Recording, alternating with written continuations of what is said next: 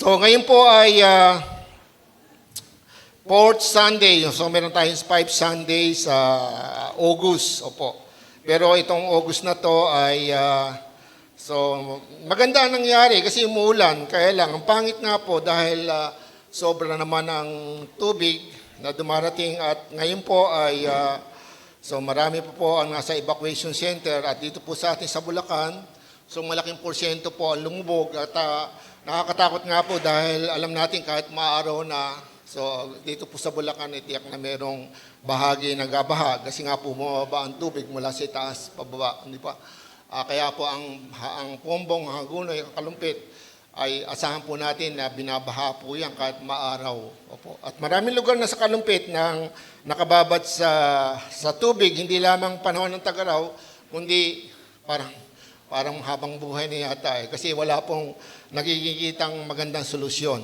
Opo, merong Mario sa Kalumpit na iniwanan na po ng mga ibang tao, konti na lang nakatira, iniwanan po yung bahay. Kasi nga po nakasalubog sa tubig.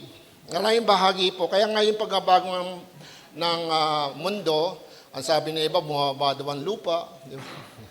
Pero tandaan po natin ay binigyan po tayo ng pagkakataon ng Diyos sa lahat ng bagay para po ay ang kanyang pagkapala ay makanta natin. Kaya lang po, yun nga po dahil sa kahinaan ng tao, andyan na nga po ang kasakiman, andyan na po ang lahat ng kasalanan. At maging sa mga anak ng Diyos, nagkukulang. Opo. At minsan nakatutok po, hindi po sa Panginoon, at minsan nakatutok sa maraming bagay. So, ang ating pag-uusapan po ngayon, so nung nakaraan ay, sabi nga ay tayo po ay dumaan sa makipot na daanan. So, at napakahalaga po ang mga aralin na ating pong natututuhan. Pero kung ito po ay hindi natin tatanggapin sa ating puso at hindi natin papamumuhay, so wala na pong pagkukulang doon ng Diyos. Tayo na po ang nagkukulang. Kaya maganda yung ganito, yung araw ng linggo, nakikinig po tayo, handa ang ating puso, at nagpapatuwid po tayo. Okay, kasi po ang ating pag-usapan ngayon, ang pamagat po ay submit to God. Ay po, sabihin natin sa ating sarili, submit. Ayan po. Kaya nga po, wag po kayong maghuhuntahan, habang kayo ay nakikinig, nakikita ko po kayo, okay? Ang gagawin ko na lang, katawag ako, palalapitan ko na lang kayo. At pag may cellphone, nakita nagsi-cellphone, yung mga aser, kunin yung cellphone, ibenta natin at para tayo may pondo. Okay. Okay ba? Okay, kunin natin ang cellphone. Alam po nyo, napakahalaga. Sa ibang church pa nga po doon sa, hindi ko na po may mention, doon po sa church na yun, sabi nga, walang tatayo. Habang nagsisermon ng pastor, wag kayong tatayo. Kaya, bago kayo makinig ng sermon, umihi muna kayo. Kasi iba, tayo. Bakit? Iihi daw po. Naihi, di ba? So, alam po ba nyo, nakakatulong ba yon? Although nakakatulong kasi pa tayo mga tao kasi kulang sa atin ng pagkapaalala. Pero sa akin, ako po maluwag. Ayoko po yung ganon. Pero kailangan, kasi po, ito po yung panahon na hindi po dapat tayo sumunod sa tao o sumunod sa ating emosyon o damdamin. Sumunod tayo sa salita ng Diyos. So, submit. Okay? Kasi po, ang pinag-usapan natin tungkol sa Diyos, kung ang pinag-usapan natin dito sa tao, okay lang. Sige, tawanan kayo yan. Walang problema, tao lang yan eh. Pero pag sa Diyos, ay igalang po natin. Kasi po, tayo po ang magbe-benefit po noon. Hindi po ako.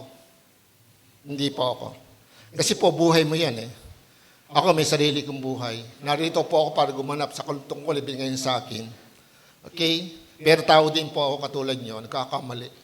Hindi kailangan maging perfecto tayo para sabihin natin tayo po ay katanggap-tanggap sa harapan ng Diyos. Walang taong perfecto. Tingnan mo yung katabi mo. Tanungin ko pangalan. Pag perfecto nga siya, di ba? Perfecto pangalan niya, di ba? Kahit tayo, perfecto, di ba? Wala kang magagawa. Perfecto pala siya, di ba? Pangalan niya. Okay. Kaya, napakaganda na mag-submit tayo sa God. Buksan natin ang ating Biblia sa Santiago chapter 4, verse 7.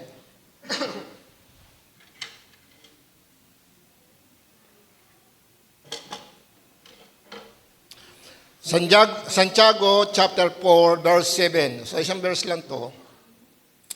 Sabi dito, Okay. Kaya nga, pasako kayo sa Diyos, labanan ninyo ang dyablo at lalayuan niya kayo. Okay. Santiago chapter 4 verse 27. Kaya nga, pasako kayo sa Diyos, labanan ninyo ang dyablo at lalayuan niya kayo. Sa araw-araw na ginawa ng Diyos, so alam ko po talaga lahat tayo ay nakakaunawa. Pero hindi naman lahat ng pananampalataya ay sapat na. Kasi po, hindi po ikaw ay nananampalataya, wala ka nang gagawin. Hindi po sapat na marami ka nang alam sa salita ng Diyos, sasabihin mo ay kaya ko na ang lahat ng bagay. So hindi po. Hanggang hindi natin nagagawa na mag-submit kay Lord, hindi po ito mangyayari sa buhay natin. Kasi nga po, ang salita ng Diyos ay buhay at mabisa. Tama?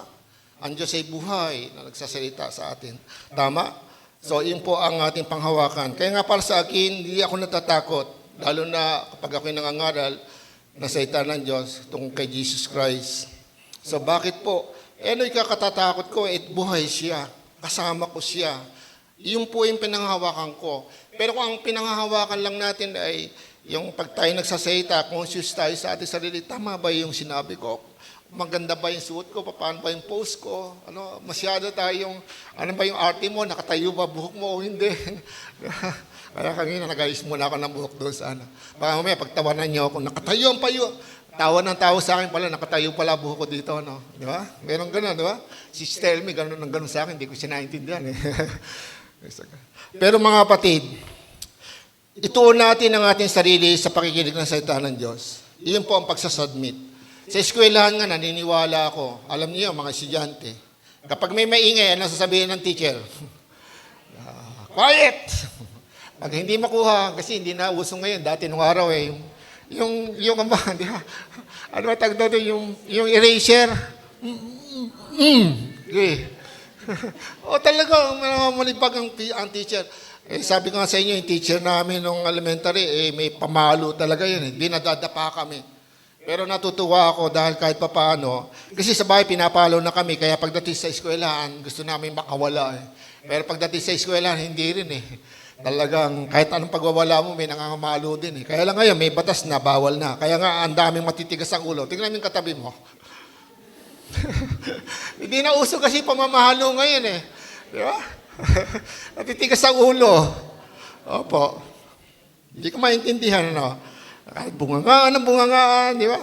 Kaya sa Amerika po, ganun po nangyari. Kasi doon po tayo gumagaya sa western country, di ba?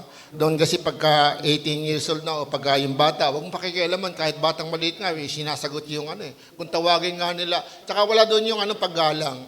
Kung ano yung pangalan ng kanilang nanay, sabi niya, Maria kung tawagin ng anak, di ba? So meron namang tao, meron man ng mga tao na tinuturo, Mami, Daddy. So meron namang, kahit paano meron. Pero majority sa kanila, at nakakatakot, kasi kahit nga po ngayon sa Canada, pinagbabawal na ang pangangaral ng salita ng Diyos. Pero sa atin, napakalaya, pero napakalaya, pero ang problema sa atin, submission.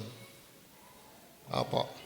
Kasi kung minsan nakikinig lang, pero yung iba nakikinig, pero dito lang, pagdating sa, palabasin lang dito, kung tatanungin mo kung ano sinabi kung ano lang ang title nung sermon nung nakaraan, minsan ay nangingiti sapagkat ano nga ba yun? Kailangan dala yung notebook, di ba?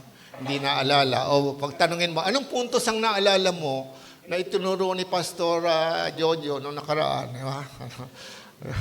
Ni Pastor Jello, ni Pastor MJ, di ba? Okay. So, ano yung natutuhan natin? So, minsan ay nangingiti kasi alam niya sa sarili niya, hindi siya napag-submit sa kanyang narinig. Hindi mahalaga yung nangangaral. Pero yung pinapangaral, napakahalaga sa kasi iyan po ang dinadala sa atin ng Panginoon. Napakahirap po talaga kasi po sa amin po nangangaral, kung maaari nga po, wag po kami matutulog.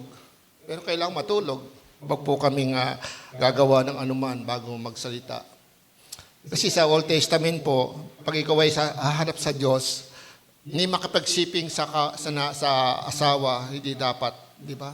Kailangan malinis ang katawan, hindi humihipo sa patay, di ba? Ang daming kautusan sa Old Testament, di ba? Sa ngayon, sa palagay nyo, ano ang ang mahalaga ngayon sa harapan ng Diyos pag tayo sasamba? Ano, naligo ka ba? O ano ba suot mo? Ano yun ba yun? Di ba? Hindi ba ang mahalaga doon ang sinasabi nga ay yung pang malinis na puso, yung sumasamba sa Diyos. Amen. Kaya nga po dito po sa ating pag-aaralan, submit to God o pasakop tayo sa Diyos. So, pag sinabing submit o submission, ang sa Tagalog po yan ay yung pailalim, pasakop o sumang-ayon tayo sa gusto ng iba o ng kapangyarihan o ng anumang paman na sumasakop sa atin. Pero alam natin, tayo sinakop ng Diyos mula nung tayo ay gumilala sa Kanya. Maliban na lang kung wala tayong pananampalataya pa kay Jesus Christ. Wala tayong Holy Spirit. Paano malalaman kung may Holy Spirit ka? Nakukumbik ka. Kaya kung minsan ayaw mo sumamba o sasamba ba ako o hindi, nagkakaroon ka ng pag-aagam-agam o yung tapos nakukonsensya ka. So yun po ang Holy Spirit kasi ang Holy Spirit mas mataas yan kaysa ating konsensya. Lahat tayo may konsensya. Pero maraming konsensya defiled o marumi na. Kasi pag nagustuhan niya, ayoko, hindi ako kasamba. Hindi ako sasamba. Parang napakatulin ng pagkapasya. So, diyan mo check po talaga. Marami kang dapat i-check sa sarili mo, nakasuot yan sa Bible. Ang sino man tumanggap sa ating Panginoong Hesus ay hindi mapapakali dahil may Holy Spirit siya. Pag siya ay hindi sasunod sa kalooban ng Diyos, kukonsensya siya ng Diyos. Pero lahat ay may konsensya. Kaya basahin po niyan, nakasulat sa Bible yan. Higit sa konsensya ang ating Diyos, ang Espiritu ng Diyos. Amen. Kaya una, napakahalaga po, submit to God. Obey to the will of God. Obey to the will of God. So, sumunod tayo sa kalooban ng Diyos. So, hindi po sapat na tayo po yung nasa loob ng kapilya. Meron pong bata na nagsabi po. So, hindi na siya bata, may edad na siya ngayon. Sabi niya, Pastor, gusto ko po ay manumbalik sa Diyos. Sabi ko sa kanya, ang pananambalik sa Diyos ay hindi lang ikaw papunta sa kapilya. Hindi lang ikaw ay a-attend.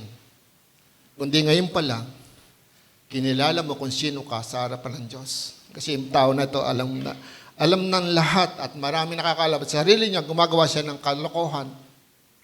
Kaya sabi ko, magsisi ka ng iyong kasalanan, ngayon pa lang. Iyon ang tunay na pagbabalik loob sa Panginoon. Kung walang pagsisisi, tandaan natin, kung walang pagsisisi at pagtalikod sa kasalanan, walang papasok sa kanan ng langit. Iyon ang kailangan. Di ba? Sinasabi si Juan Bautista, si Jesus Christ, si nangaral, ang sabi niya, magsisi kayo, talikuran na inyong kasalanan. Sabat malapit na ang paghahari ng Panginoon, ng Diyos. Mapabilang tayo sa kaharian ng Diyos sa pamamagitan ng pagsisisi at pagtalikod sa kasalanan. Iyan po ang kailangan natin. Kaya nga po ngayon, nangungusap ang Diyos sa buong mundo. Ito na nga po nangyayari. Marami nagsasabi, lahat na nakasulat sa Bible nagaganap na ngayon. Ano nangyayari ngayon? Ano ang sense nito sa iyo? Ano ang response mo? Yung iba, passive lang. Wala akong pakialam. Kasi meron akong lakad, meron akong boyfriend, may girlfriend ako, may hanap buhay ako, meron akong kinabibisihan. Wala siyang submission kay Lord. Kaya nga sa pangangalan sa salita ng Diyos, isa lang naman ang kailangan natin pagka tayo nangangalan sa salita ng Diyos, marunong kang mahabag. Katulad ni Jesus Christ. Kasi nga po, punong-puno na tayo ng karunungan. Kahit ako, pag ako nagtanong dito, pag bumaba ako, may tatanungin ako dito, yung mga 20 years old na, 10 years old na sa Panginoon. Lahat sa tanong ko, sasagutin niya. Pero ang tanong, meron ka na bang bunga? Meron ka na bang naakay sa Panginoon? Ikaw ba'y parang balon na nakukuha ng tao ng malinis na tubig na pag ikaw ang kausap ay gustong-gusto yan. Nalilipap ang aming espiritu. Nagkakaroon kami ng malaking pag-asa kapag ikaw ay nakakausap namin. Kasi yung salita mo ay nagkakaroon ng buhay sa amin. Nakikita ko na mali ako pag ako'y tinutuwid mo. Di ba? May kapangyarihan. Submit. Yan po ang bunga ng pagiging submission kay Lord. Pag sinabing submission, sa ibang kahulugan niyan, sa humbleness o submission. Ayan po. O yung, sorry po, yung submission. Humbleness. Ayan po. O obedience. Humbleness and obedience. Sorry po. Submission, ang kahulugan nito, humbleness and obedience. Magiging masunurin ka. Kasi meron kang submission. Pero pag ikaw po ay, kaya nga po, ang dami po makikita sa ating buhay. Kaya kung tayo po ay mabubuksan, marami tayong maituturo. Kaya sa pagtuturo, hindi tayo mauubusan eh. Kung alam mo ang pangangailangan ng tao. Ay kasi meron tayong tinatawag na discernment. Kaya nakita mo ang tao ngayon, ang tao na tinuturo mo, hindi pa siya sumusunod sa kalooban ng Diyos. Marami kang maituturo. Amen? Hindi ka mauubusan sapagkat ang salita ng Diyos ay husto sa lahat ng bagay. Kaya nga napakaganda pag yung obey the will of God, ito po yung kailangan natin. Sabi nga doon sa ating teksto, kaya nga pasakop kayo, di ba? Santiago chapter 4 verse 7, MMB. Sabi nga, kaya nga pasakop kayo sa Diyos, labanan nyo ang dyablo at lalayuan niya kayo. Ayan. So, ewan ko po kung marunong tayo makipaglaban. Opo. Sige ba kasi marunong makipaglaban niya kapag siya ay halimbawa nasaktan, di ba? Gumaganti siya. Pag ako'y sinuntok mo, susuntokin din kita, di ba? Pag ako'y pinintasan mo, pipintasin din kita, di ba? Ano ba yung kaya natin labanan? Pagka ako'y marunong sa math, ikaw marunong sa math, sige, magano tayo? 1 plus 2, di ba? 3, di ba? Okay, di ba? Marunong ko sa English, sige, marunong din ako sa English, maglaban tayo, di ba? Amen. So marami tayong alam na labanan eh, di ba? Pataasan tayo. May kotse ka, may kotse din ako. O bibili ka ng bagong kotse, bibili din ako ng bagong kotse. Ganyan lang ang tao, di ba? Competition. Hindi patatalo. Pag ang cellphone mo ba, ano ba ang cellphone mo ngayon? Ano na bang plan yan? At tigta 3,000 lang yan. Ako may 25,000. Hindi ako bibili 35,000. Umahumusan ko siya. Yeah? Ganyan tayo yung kaisipan ng mga tao eh. Lagi pong may competition. Hindi po ba? Hindi ba niyo napapansin? Kaya nga po tayo ay minsan, hindi natin malaman kung saan tayo nagsasubmit. Pagdating sa, hayo po tayo, di ba? Kailangan po natin ganito sa gawain ng Panginoon. Kailangan po natin ganito ang gagawin natin. So, minsan parang, di ba, nagdadalawang isip. Minsan, hindi malaman kung magkapasya. At minsan, susunod lang, pero wala, nandun lang. Sumusunod lang, pero wala yung puso. Kasi nga po, hindi sumusunod sa mga alituntunin. Kaya hindi po yan karapat-dapat. Kahit napakahusay natin maglingkod, kung hindi naman tayo nababago ang ugali natin at hindi tayo sumusunod sa panuntunan ng iglesia na ibinigay sa iyo. Kasi po, ginagawa ng Diyos yun, yung mga rules na ibinigay sa atin. Kaya nga pag sinabi ko dito, sabi nga, kaya mayroong pag-uusap kami sa leadership ng Asiring, na yung maari, ayusin natin pag may naguhuntahan. Ayan. Lapitan natin, sabihan natin. Ginagawa ba yun? Asan ba yung leader natin? Okay. Di ba? Ginagawa natin yan. Nagpo-post tayo na nakakalat dyan ng mga aser. Tingnan niyo yung mga aser. Lagyan natin ng ID para matakot sila. Tapos, kukulong na makukulong. Hindi lalabas dito lang, hindi makukulong. Siguro ang husay ng minsan napunta po ako sa isang religion. Napakahusay talaga. Babae, lalaki, tapos yung kanilang well-organized, grabe. Tapos yung kanilang mga nganta nasa harap, ang galing, ang ganda talaga. Kaya lang, paglabas, inigarilyo. Ilang. Pero sa atin, kahit na ganyan, kahit naka-stepe na pumunta dito, pero tunay, paglabas naman, pare-pares na babago ang buhay. Yan. Yeah? Amen? Hindi nagpapatuloy sa pagkakasala. Amen. Tingnan mo yung katabi mo. Hindi nagpapatuloy ka sa pagkakasala, di ba? Amen. Okay. Palakpakan po natin ang Panginoon. Amen. Hallelujah. Biyaya po ng Diyos yan. Nagkasala ka man, kaya hindi ka makapagpatuloy, kinukumbik ka. Yan po ang katotohanan. Pag hindi ka kinukumbik, hindi ka napapalo, hindi ka inihipon ng Panginoon, ibig sabihin, hindi ka mahal ng Diyos. Amen. Kaya nga, ang tunay na pagsapasakop, submission ay sumusunod. Ayan. Ang tunay na pagpapasakop o submission ay sumusunod. Okay. Sa Marcos chapter 14 verse 36. Ito po nung si Jesus Christ bago po dakpin. So kinuha ko po ito sa Matthew chapter 26. Nakita din po doon natin doon, verse 42, 41. Pero dito po makakita natin kunin natin sa Marcos 14:36, MMB. So sabi dito, okay. Sabi dito, nanalangin siya, Ama ko, magagawa mo ang lahat ng bagay, alisin mo sa akin ang paghihirap na ito, ngunit hindi ang kalooban ko, kundi ang kalooban mo ang masunod. So tingnan po niyo mga kapatid, yung Jesus Christ na tinanggap mo sa iyong puso, na si Jesus Christ ay iyong tagapagligtas, na si Jesus Christ, Panginoon, na kinikilala mong Panginoon, alam mo ang ginawa niya? Nung malapit nang siyang ipako sa krus, na-stress siyang mabuti. Alam niyo na-stress? Yung stress po kasi parang matinding sa isipan, parang nape-pressure ka, di ba? Tapos yung katawan mo parang, di ba?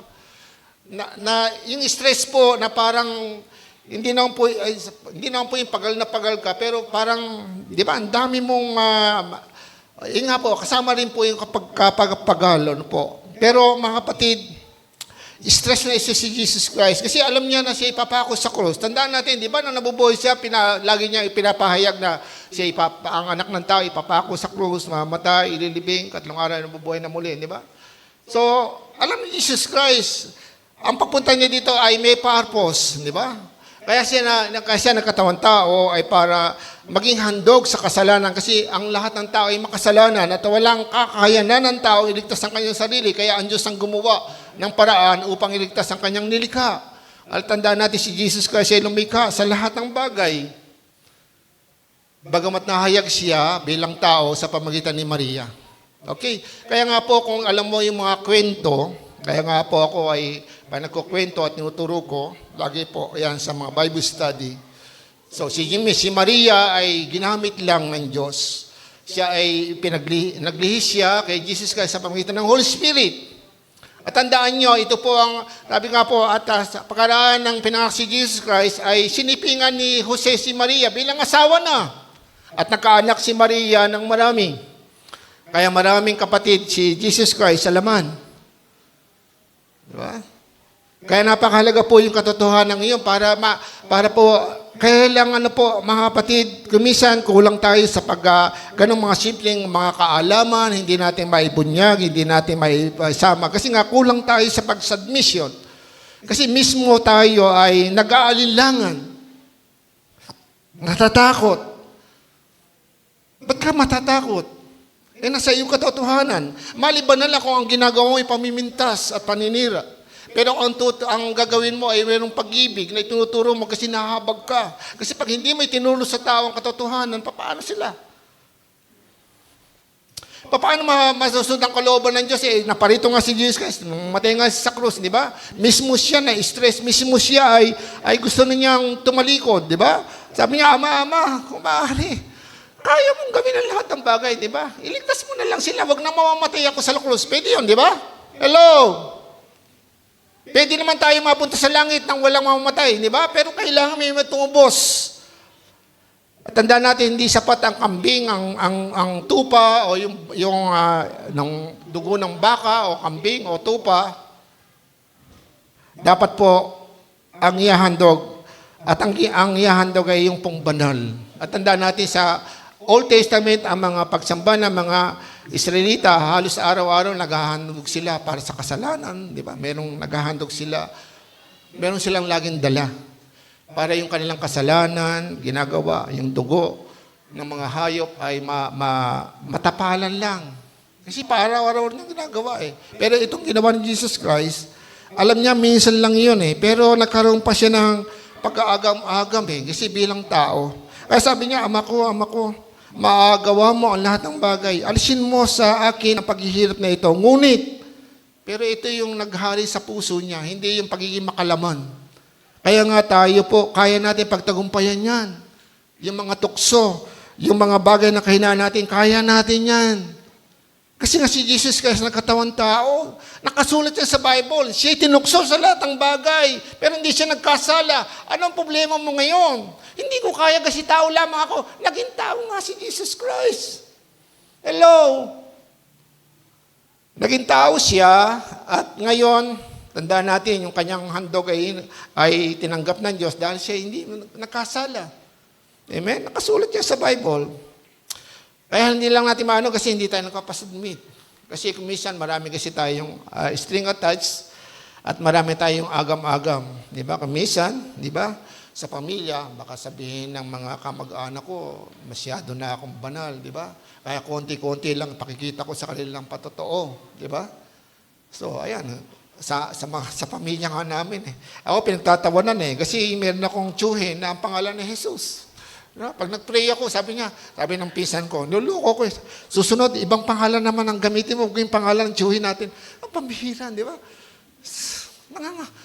Kasi sabi ko, ba't gano'n? Ginagamit na, minsan, di ba, merong gano'n. Mga tao ang ginagamit na pangalan sa kanyang pangalang tao, Jesus. Merong ganyan, di ba? 2 tiyuhin ko, isa sa Look, tsaka doon po sa, Jesus ang pangalan, pero parehas na lang patay ngayon. Opo.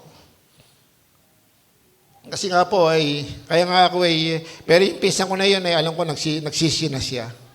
Kasi noon, lagi niya akong binubuyo, lagi akong binubuli. Binubuli ko noon. Opo.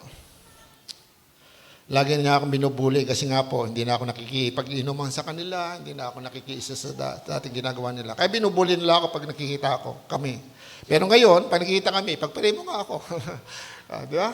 At least, katagalan. Kasi nakita nila yung pagiging matatag, pagiging consistent na ginagawa sa akin ng Panginoon. Hindi ako mataging matatag. Naging matatag lang ako dahil sa ginawa akong matatag ng Panginoon. Amen? Kasi gusto kong gumawa ng kasalanan, kinukumbit niya ako. Yan ang katotohanan. Hindi ako perpekto. Amen? Pero pag gagawa ako ng kasalanan, amen? Yun po. Nagkakaroon po ako ng preno, naisip ko ito, tapos hindi ko na tinutuloy. At kung nangyari man, mingi kagad ako ng tawad. Sabi ko, Lord, hindi ko na iulitin. Okay? Kaya napakahalaga po yun. So, kaya nga po dito, sabi nga dito, nanalangin siya paghihirap, ngunit ang kalooban ko, kundi ang kalooban mo ang masunod. Okay? Kaya nga, kung si Jesus Christ na ating Panginoon na sinusundan, tinanggap sa ating puso, sumunod sa kalooban ng Panginoon, ano ka? Ba't di ka sumusunod sa kalooban ng Panginoon? Checkin mo ang sarili mo. Kasi baka hindi ka follower ni Jesus Christ, baka follower ka ni Satan. Di ba? Ang hirap. Or mananampaldagan ng Panginoon, pero pinamumuhay mo yung di ba? Ang tawag doon, compromise. Pino-compromise mo ang salita ng Diyos. Di ba? So, hindi po maganda yan. Kaya nga po, ito pong masasabi ko sa inyo, malapit na dumating ang Panginoon. At hindi man, nakita nyo, ayan malapit na. Di ba? Matanda na. Darating ang panahon, hindi lang, di ba? Hindi lang maputi. Baka mamaya may makeup na yan, di ba? Naka-ano lang sa bakabaong, di ba? Ganun talaga ang buhay ng tao, di ba? Darating tayo dyan. Lahat tayo mamamatay. Pero ang tanong ko, nabubuhay ka ba sa Panginoon? Nag-submit ka ba sa Kanya? Yung kalooban ba niya ay nasunod mo? Marcos chapter 14:36 sa New Translation, sabi nga po, New Living Translation, Abba Father, he cried out, everything is possible for you. Please take this cup of suffering away from me. Yet I want your will to be done, not mine. So, kaya nga po, sa English, anumang version niya, pare-parehas po. At maraming version sa Bible, patunayan nyo, tingnan nyo, kung totoo ba, nakasulat yan, at kung nakasulat yan, paniwalaan mo. So, naalala ko po yung sinasabi ng teacher namin sa Bible School, kung ano yung nakasulat sa Bible, yan ang paniwalaan mo. Hindi po yun, kasi marami nangunguha ng salita sa Bible, pero kinakalimutan yung iba. Hindi tama yun. Kailangan pag-aralan natin mabuti ang lahat ng salita ng Diyos. Opo. At timbangin natin. At hindi po tayo dapat ay maghusgahan. Opo. Kaya nga po, ang body of Christ, mga mananampalataya, hiwa-hiwalay. Naniniwalang ganito, naniniwalang ganon, pero naniniwala si Jesus Christ pagligtas. Mga kapatid, solve natin ang ating problema. Ano ba ang tagang kailangan natin ngayon? Si Jesus Christ. Kaya napakahalaga po yung tayo manatili kay Jesus Christ. Pinili ng Panginoon ang sumunod sa kalooban ng Diyos sa kabila ng kanyang naranasan, stress sa isipan at sa katawan.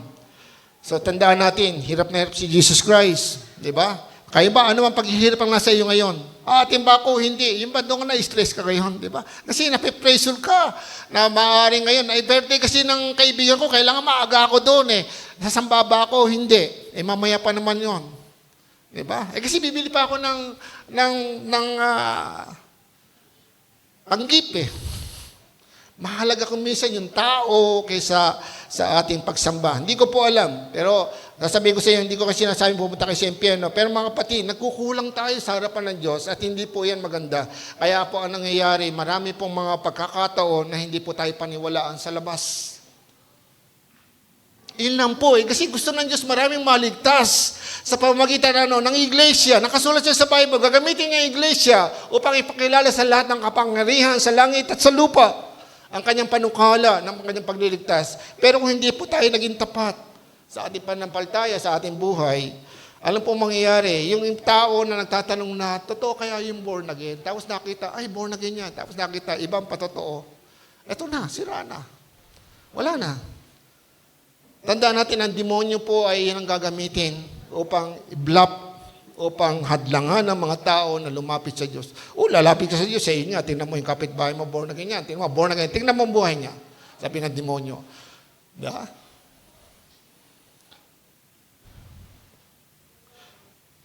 Kaya nga po ako sa sarili ko, hindi po ako nagsasabing ako'y banal, ako'y perfecto. Pero sasabihin ko sa inyo, lagi akong humingi ng tawad sa Panginoon. Inisikap ko sa sarili ko. Kasi may marami nakatingin sa akin. At marami tayong pinapangarap, hindi lang sa ating sarili. Sa Balagtas, sabi nga, pinag-usapan po natin, magtatayo tayo ng church sa Balagtas. Papaano? Alam ni Lord yon, hindi ko alam. Basta magtatayo tayo ng church, hindi mo alam. Ang alam ko, may inuutos ang Panginoon. Kaya nga napakaganda yung magpasadmi ka kay Lord. Kasi pag nakapasadmi ka kay Lord, ang pakikinggan mo kung ano yung utos niya. Di ba? So, pero 2027, loobin ng Panginoon, tayo po ay makapagtayo ng church sa Balagtas. Alam niyo kung bakit? Kasi mahal niya ang maraming tao. Napakaliit lang ng porsyento ng mga taong mapapangaralan natin. Kasi konti lang ang mahayo. Hello? Kung hindi pa tayo gaganap, paano mangyayari? Hello? Maganda po, lahat tayo mga manalangin sa mga taong hindi pa nakakilala sa Panginoon. At yun po ang kailangan po natin para yung paghihirap ng Panginoon sa krus ay hindi naging nabaliwala. Okay, sa Filipos chapter 2, verse 5 to 8. Sabi nga dito, sa verse 5, MAB, Filipos chapter 2, verse 5 to 8. Naway magkaroon kayo ng kaisipan na tulad ng kay Kristo. Kahit nataglayin niya ang kalikasan ng Diyos, hindi niya ipinagpilitang manatiling kapantay ng Diyos at namuhay na isang alipin. Ipinanganak siya bilang tao at naging siyang maging tao, nang siya'y maging tao. Verse 5, nagpakumbaba siya at naging masunurin hanggang kamatayan sa krus. Maging itumana ikamatayan sa krus. Sumunod tayo sa plano ng Diyos. Okay. Obey the will of God. Okay, yan na po ba? Na-plus ba yan? Okay. Kaya napakahalaga po yun. Tumulad tayo kay Jesus Christ. Yan po ang tunay na alagad ng Panginoon. Wala tayong gagayahin. Hindi si pastor. Gagayahin ba niyo ako? Ganun ng ganun. Ganun ba? Maputi po. Ganun ba yun? Yung pananalita ko. Hindi po. Iba-iba yung estilo natin. Hindi ko alam kung paano ka nagsasalita. Kung English ka ba o Tagalog ka ba o Spanish ka ba o ano. Paano ka ba? Nagsasayaw ka ba o ano. Walang problema doon. Ang problema po, ano yung dala mo? Si Jesus Christ ba na namatay sa krus ang pinakikilala mo o hindi? Siya ba ang iyong tutularan o hindi? Naaawa ka ba sa mga taong hindi naniniwala kay Jesus Christ o hindi? Nagpupumili ka ba sa tao na maniwala kay Jesus Christ o hindi? Kasi kung submission ka, nakasubmit ang buhay mo kay Jesus Christ, alam mo, magagawa mo ang lahat ng bagay. Hindi ka titigil. Opo. Kahit naman po sa lahat ng mga nakasama natin na tumalis po sa church, hindi tayo tumitigil sa panalangin. Ginagawa ko po yun. Amen? Kasi hindi man po ako Diyos, hindi ko pag-aari ang tao. Kaya nga, para sa akin, kahit yung matatagal na, yung mga tigabangka, lahat, sinasama ko yun sa panalangin. Yung lahat ng mga kapatiran.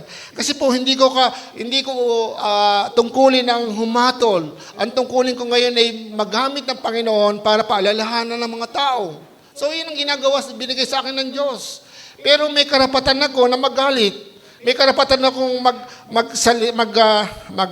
magtuwid sapagkat yun nakasulat sa Biblia. So, kaya nga po yung mga ginagawa namin dito bilang mga leader, maliban na lang yung mga leader, hindi gumagawa sa kanilang tungkulin. So, mananagot tayo sa harapan ng Diyos, hindi kayo sa mananagot sa akin. Maliban na lang kung hindi tayo nag-usap sa mga bagay na ganoon. Okay. Kaya nga, sabi dito, nagpakumaba siya at naging masunurin hanggang kamatayan.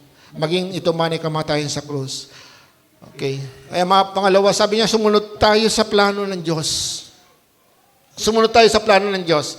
Jeremiah 29 verse 11. Ito po yung lagi kong nakwento sa inyo. Nung unang mga anak, Sister Elmi, namatay yung panganay namin, lalaki, ay ito po yung ibinigay sa akin ng Panginoon. Hindi ko pa ito alam sa Bible, pero tuwirang sinabi niya sa akin, sabi ng Panginoon, hanggang ngayon, yun ang pinanghawa ko at hindi ko inaalis ang buhay ko doon sa Kanya, salitang iyon. Dahil alam ko, yun ay salita ng Diyos. Nasuot sa Bible, Jeremiah 29 verse 11, sapagkat batid kong lubos ang mga plano ko para sa inyo, mga planong hindi ninyo ikasasama, kundi para sa inyong ikabubuti. Ito ay mga planong magdudulot sa inyo ng kinabukasang punong-puno ng pag-asa.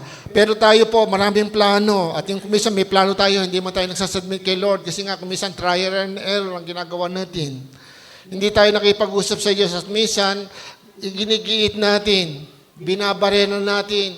Gusto natin mangyari ang kalooban ng Diyos, hindi yung kalooban, hindi kalooban ng Diyos, kundi kalooban natin, hindi ang kalooban ng Diyos. Binabarena natin ang Diyos at minsan gusto natin magkaroon ng permiso ang God sa ginagawa natin kahit hindi ayon sa kalooban ng Diyos. Mahirap po yan. Pero paano ko malalaman ng kalooban niya ng Diyos? Yan po nangyari sa akin kasi seaman ako eh.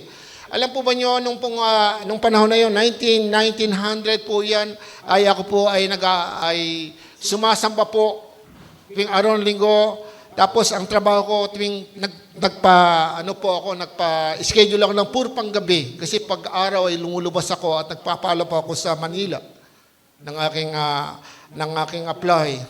Pero alam po ba nyo, every time nagagawin ko yan, every time naiisipin ko yan, wala akong kapayapaan. Kinukumbika ko. Pero sa isip ko, gusto ko yumaman. Gusto ko yumaman. Gusto ko yumaman. Kasi nung kabataan ko at naranasan ko na ang trabaho sa barko, alam ko na kung ano ang gagawin ko. Amen? Malakas ang loob ko. Pero dito sa loob ko, mula nung ako'y tumanggap sa Panginoon, nagkaroon ng conviction sa akin. Opo. At ang ginawa ko noon ay sinunod ko ang sarili ko. At may ninong namin sa kasal ay nasa barko, may katungkulan siya. So, yung aking pangalan ay inilapit niya sa kapitan. So, yung kapitan nagkaroon ng recommendation dito sa Manning Company, dito po sa Manila. So, ang ganda na, di ba? Lakas ang backer ko eh. Di ba? So, actually, natanggap ako eh. $800 nga. Kaya nga isipin ko noon, nagpaalam pa ako sa pastor namin, pero talaga totally, wala akong kapayapaan noon. Sabi ko, Pastor, kahit isang taon lang, mag-iipon lang ako ng puhunan. $800, 19, ano pa yon? So, hindi ko 1990 o kasi 1980 ako graduate. Siguro mga 1989 yun o 1999 siguro yun. Hindi ko alam kung anong year yun. Pero nung panahon na yun, $800, malaking pera po yun. Malaki ang value po ng pera noon. Kahit konti nga. Yung 100 mo, marami pa nabibili noon. So, ganun po nung panahon. Pero po, pinilit ko ang sarili ko. Ayan po. Ano nangyari? Nung ako po ay magre-report na sa agency, malapit nang aalis na yung barko, alam po ba niyo, nawala yung pangalan ko. Napalitan. At doon po ako nagising. Kasi nga po, parang nahihibang ako eh. Nahihibang ako doon sa gusto ko eh. Pero yung dito sa kalooban ko, hindi ko pinakikinggan yun eh. Hindi ko inaalala yun eh. Kinakabahan ako. Di ba? Basta bahala na. Ganun lang ang buhay ng tao, di ba? Pag lalo kung hindi ko may kamanampalataya na, ay matatag ka na. Mayroong ganun, di ba? Bahala na si Lord o bahala na si Batman, di ba? Okay, kaya nangyari sa akin, hindi po nangyari. Kaya noon, alam po, nagising ako noon at sabi ko, Lord, suko na ako. Nagkaroon ako ng pagsasubmit. Sinurrender ko ang sarili ko sa Panginoon. Doon nagsimula ang buhay ko. Okay, napakahalaga po yung sinasabi na yon. Kaya yung sinabi sa akin, hindi mo na kaya plano ang buhay mo, ako na makapala sa buhay mo. Hanggang ngayon, dala-dala ko sa buhay ko yan. Kaya ayoko magplano ng sarili ko lamang. Lagi kong pinag-pray kung may paplanuhin ako. Yun po. Kahit yung bahay namin, alam na mga kapatid ko yan. Kasi nakipagdila ko kay Lord. Hindi ako pagagawa ng bayan, hindi ko na papaayos itong kapilya na to. Amen? Ako po sa mga kapatid ang nahuli na hindi po talaga lubos sa pinagpala, financially, materially, nung una po. Pero sa ngayon, hindi ko po pinagsisihan kahit po tayo kulang, masaya naman po ako para sa Panginoon. Amen? Kasi po marami kong kayamanan. Kasi po ang dami kong nasira na napunta na sa langit na matay na. Okay. Kaya nga po ako nabalita po noon. Yung matay na, tawagin mo si Pastor, si Brother Ray. Brother Ray pa akong nanay. Okay, pray. Kasi pag pinag-pray namin, ay ayun po, pag pinag-pray namin, hindi lang po ako nag-iisa. Pag pinag-pray namin, kapag talikod namin, kinukuha na ni Lord. Kaya parang, nakakatuwa naman kasi lagi natin sinasabi, bago mamatay isang tao, ay mahal ka pa ng Panginoon, ay siya po ay namatay sa iyo, sa iyong kasalanan, tanggapin mo siya. Ayan. Kasi natatanggap natin siya sa Panginoon at kaya naniniwala po ako. Marami na po. Minsan tumataas pa ang kamay, pero lumalabas na dito yung laman at saka yung dugo. Kita ko yun, pulis yun eh. Bago siya mamatay papasko yun eh. 24 ng December, nang pinag-pray ko siya, tinas pa niya yung kamay. Tatanggapin mo ba si Jesus guys? Tinas niya yung kamay niya. Sabi ko, sige, ganito manalangin tayo. Pagtaligo to.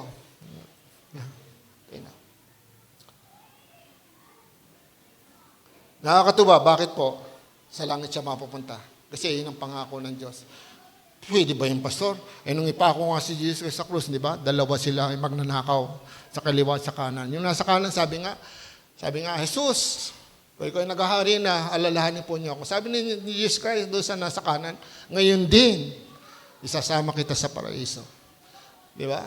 So, hindi po sinabi, ay bumaba ka muna, mati ka muna ng Galilean, mati ka muna ng GIL, mati ka muna ng ano, di ba? Hindi. Pumunta ka muna kay Pastor one verse ka muna. Lesson number 1, hindi. Kasi inamin niya na siya makasalanan kaya siya pinako sa krus. Death penalty, ang pagpako sa krus, yan po ang hatol sa mga may kasalanan ng araw. Kaya kung paano ang langit, sabi nga dito, kaya nga po, napakahalaga po yun. Ayan, sumunod tayo sa kalooban ng Diyos. At ang sabi nga ni Yahweh, dito po, ayan po, si Isaiah sa 5:8-9, sabi dito, ang sabi ni Yahweh, ang aking isipan na hindi nyo kaisipan, ang iyong kaparaanan na hindi mo kaparaanan. Verse 9, kung paano ang langit ay mataas kaysa lupa, ang aking kaparaanan ay higit kaysa inyong kaparaanan. Ang aking kaisipan na hindi maabot na inyong kaisipan. Di ba? Tama na.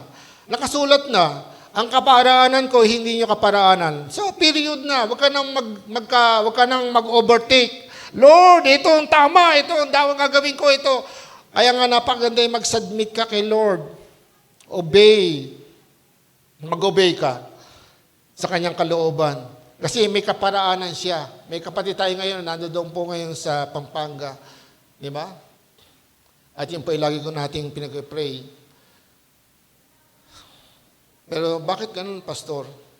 Kung kailan sila ay nasa Panginoon, bakit nangyayari yon? So, hindi natin alam ang kaparaanan ng Diyos. Sino sa inyo ngayon, mamaya, hindi malakas mo, mamaya makakasakit ka. Sino nakakaalam? May kaparaanan ng Diyos. Hindi mo kaparaanan yan. Yung gusto mo mangyari, kung minsan hindi nangyayari, iba nangyayari. Yung kaparaanan ng kasi ng Diyos. Amen?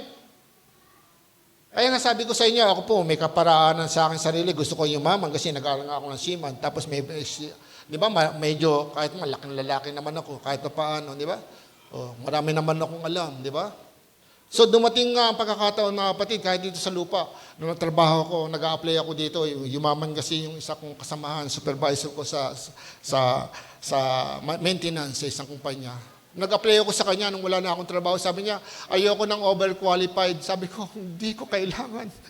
Akala na overqualified daw ako. Maraming alam. Hindi niya alam. Kasi sumikat nga po ako sa kumpanya namin. Kasi lagi akong paging, Paging Ray Santos. Para sikat na sikat. Di ba? Tapos sa totoo lang, kasi po, ginagawa ko ang tungkulin ko. At hindi man ako marunong sa maraming bagay. Pero bago ko gumawa sa isang bagay, nagpe-pray ako. Nagsasubmit ako kay Lord. Lord, ano po ang gagawin ko? Hindi ko po kaya to. Opo, malaking makina eh. Sa atin kasi, yabang, buksan mo yan, kaya ko yan. Hindi. Hindi nila alam yon. Hindi ko sinasabi sa kanila yon. Pero makita nila, bubuksan ko yung malaking aparato. Tapos, totoo lang, nagpe-pray ako, Lord, anong gagawin ko dito? Lalaki ng pesa. Di ba? Misa sabi ng Lord, hawakan mo yan. Misa may hinawakan mo ganyan. Pinihit ko, inalis ko. Ano kaya ito? Nakita ko, para palang ano to, yung tag dito, yung sa breaker, yung fuse. So, inano ko lang, binalik ko sa kanya. Sabi ko, i-start mo. Ang palakpakan, buong, di ba? Palakpakan sila, hindi niya alam, kinakabahan niyo ako kanina. Ganun ginawa ng Diyos. Kaya nga sabi nga, nang bibang papasit ka lang sa Kanya, maging humble ka lang sa Kanya, itataas ka niya. Di ba? Kaya nga, sabi ko, sumikat ako ganun lang. Sabi ko, hindi ko naman alam yun. Kaya nga, pero ang ginawa ko, nag-aaral ako at yung mga engineer nga doon, pinag-aralan ko lahat. Kasi maraming yun ang pagkakataon, kasi yun ang kalayaan natin. Yung pag-aaral, pinag-aralan ko lahat. Kaya yung mga taong ko, lahat ng natutuhan ko, tinuturo ko sa kanila, pag-welding, pag-acetylene, lahat, tubero, electrician, lahat yan. Tuturo ko. Lahat ng pinag-aralan ko, tinuturo ko sa kanila. At nakakatuwa nga, pag nakita kami, Pastor, Brad, Chip, minamalita ko nung una eh. Pero hindi nila alam. Noon, pinaanda ng makina, tapos yung pinagawa nila, namangha sila eh. Di ba? Paano kasi, tinuro ko po sa kanila yung pagpapakumbaba. Basta, maging tapat lang. Kasi alam niyo kung kaya ginawa yun. Kasi nakikristo na ako noon. Kaya kahit na anong mangyari, yan po, hindi nila ako maalis sa trabaho. Kasi hindi ako pumapasok ng linggo. Hindi ako pumapasok ng linggo. Kahit sabihin nila, makita lang ako ng may-ari. Yan po. Kasi ginawa sa akin ng Panginoon, doon ako naging matatag. Pero sa totoo, takot ako mawalan ng trabaho. Pangalawa, submit your life to God. Pasakop o pailalim sa Diyos. Sa Diyos ang iyong buhay. Kawikaan chapter 3, verse 5, 6, and 7. Sabi doon sa 5, sabi nga, itiwala natin sa Diyos. Sa 5, sabi nga doon, itiwala natin sa Diyos ang lahat ng pangarap at desisyon natin sa buhay. Yun po ang kailangan natin pagsasubmit. Kawikaan chapter 3, verse 5 to 6. At sabi doon, kung si Yahweh, kay Yahweh ka magtiwala buong puso at lubusan, at huwag kang manangan sa sariling karunungan. Marami po sa atin, minsan, ganun po, believe masyado sa sarili. Sa lahat ng iyong gagawin, siyang ngayon alalahanin upang ikay patubayan sa iyong mga tatahakin. Huwag mong ipagmayabang ang iyong nalalaman.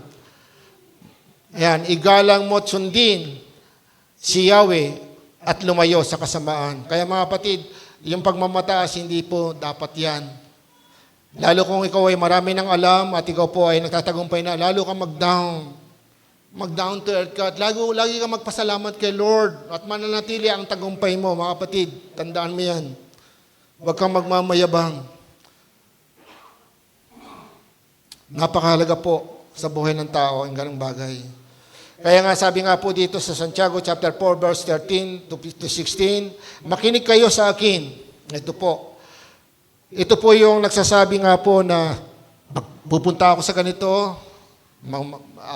Sabi nga dito, makinig kayo sa akin. Kayong nagsasabi, ngayon o bukas ay pupunta kami sa ganito o ganoong bayan. At 1 taon kaming mamanatili roon at mangangalakal kami at kikita ng malaki. Ni hindi nga ninyo, verse 14, hindi nga nyo alam kung ano ang mangyayari sa inyo sa araw ng bukas. Ang buhay ninyo ay parang usok. Sa iba po yan ay midge o yung hamog. Parang usok lamang o hamog lamang sa sandaling lumilitaw at agad nawawala. Gayun din ang hamog, hindi ba? Yung midge ay pag natutuyo ng araw, ay pag tumaas na ang araw, natutuyo, nawawala na yan. Ganyan din po ang buhay ng tao. Verse 15, sa halip, tingnan nyo, sa halip, kaya kailangan mga submission, kailangan natin mag-submit. Sa halip, ang sabihin ninyo, kung loloobin ng Panginoon, mabubuhay pa kami, ay gagawin namin ito at iyon. Ngunit kayo nagmamalaki at nanggayabang, at iyan ay masama. Mga kapatid, huwag tayong nagpipisa ng itlog, hindi pa yan, ay nagbibilang na ng sisiw, hindi pa pisa ang itlog. Ito gagawin ko, mayroon akong naong, ganito. Hindi ba, by faith, ang kinin mo na. Huwag ganun, hindi sa ganung bagay. Hindi lahat ay kailangan i-apply mo yung faith. Hindi rin yung positive thinking, hindi kailangan ng positive thinking. Ang kailangan dito yung truth, yung faith sa truth, yung pagsunod. Yun po ang katotohanan. Kaya nga para sa akin, mga kapatid, hindi ko sinasabi mapunta ka sa impyerno pag ikaw ay nakagawa ng kasalanan. Hindi po. Kaya na nagkukulang kasi gusto natin i-bless ang ating pamilya, i-bless ang lahat ng bagay. Pero bakit ganon? Nagkukulang tayo. Kasi nga po, kulang tayo sa pagsunod. Pag-obey. Kaya napakalaga po yun. Okay? Kaya nga sabi nga, huwag mong malaki o bilib lamang sa sarili. Isuko sa Diyos ang lahat ng gagawin. Ipanalangin sa Diyos ang lahat ng bagay bago pa ito gawin. Bago mo gawin. Kaya nga sabi ko, kung pupunta ako, kung ako mabubuhay, gawin ito gagawin ko, pupunta ako sa Boracay at magbabakasyon ako doon, at habang ako nababakasyon, kung lulowin pa ng Panginoon ako mabubuhay, mangangaral din ako doon, magpaplan ako ng church sa Boracay. Dapat Boracay, maganda yata sa Boracay, at least malapit ka sa beach. Malay nyo, di ba?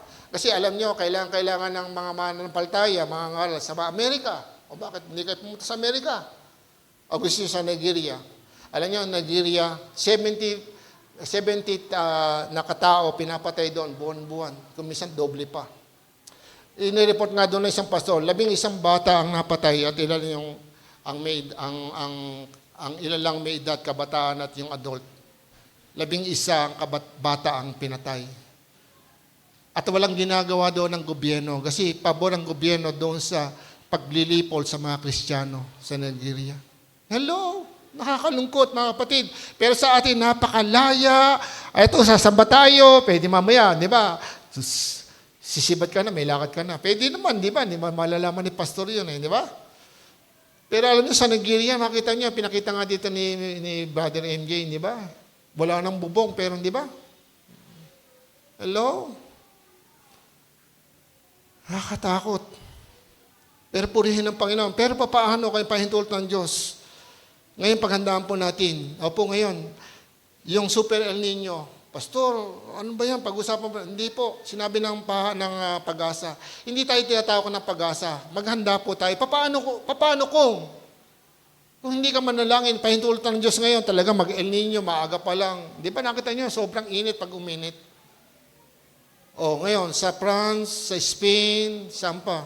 Sa Germany, saan pa? Doon sa Europe na mayayamang bansa, ngayon po, nakakaranas sila ng wildfire. Di ba? So mayayamang bansa ngayon, sobra init, naranasan. Kasi sa Super El Nino, at ito po ay kasama tayo sa Pilipinas, sinasabi nga, mararanasan natin to by September, October, hanggang November, hanggang December, hanggang sa kabilang. Sa paghandaan natin to, paano paghanda? Mag-pray lagi tayo, Lord. Pray natin. Kasi kung ito may pahintulutan ng Panginoon, ang Diyos ang aasahan natin na siya ang tutulong sa atin. Di ba? Siya magbibigay ng lahat ng provision na kailangan natin. Baka yung bahay mo, kailangan magpa-aircon, mapapa-aircon mo na. Di ba? Masama ba yun? Hindi po. Sama pa sa huwag ka mangangarap ng Hindi. Kailangan mo yan, may provision ng God. Sinabi nga, papalain kita higit pa sa iyong pangangailangan. upang may magamit ka sa pagkakawang gawa. Kaya nga sabi, magtanim kayo ang magtanim ng kokonti, aanin ng kokonti, at magtatanim ng marami, aanin ng marami. Magagawa ng Diyos, di ba? Sa 2 Corinto chapter 6 o chapter 8. Tama ba ako? O chapter 6. Okay. Kaya nga po, napakahalaga po yun. Tandaan nyo ang sinabi ng Panginoon, pasasaganahin ko kayo higit pa sa inyong pangangailangan. Amen. Ano ba pangangailangan mo ngayon? Kailangan mo magpa-aircon? Kailangan mo. Hindi, yabang yan. Hello?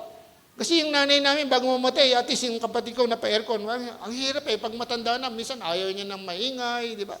Ayaw niya ng mainit, di ba? Hello? Kaya ba ibigay ng Diyos ang kaya?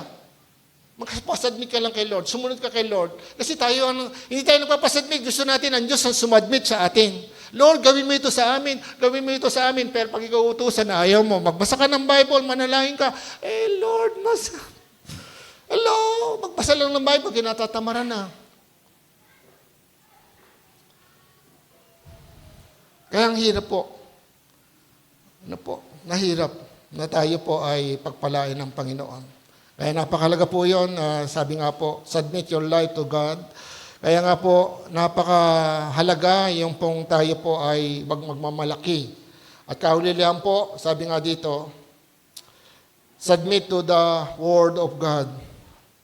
Hindi po sapat na sa loob ng kapilya. Hindi sapat na ikaw ay nakikinig lang ng salita ng Diyos. Minsan, di ba sinabi dito ni Pastor Jello, kung makikinig kayo ng salita ng Diyos, huwag niyong patigasin ang inyong puso. Marami nakikinig, pero hindi naman sumusunod. Marami, amen! Amen ng amen, pero wala naman ginagawa. So, mana pa yung sabihin natin, Lord, di ba? Tulungan mo ako, masunod ko ito. Kasi naman, amen ka ng amen! Lakas pa ng amen natin. Pero kailangan po yun. Kasi yung demonyo, kapag ikaw totoo, pag sinabi mong amen, bingin-bingin siya. Ganyan ang demonyo.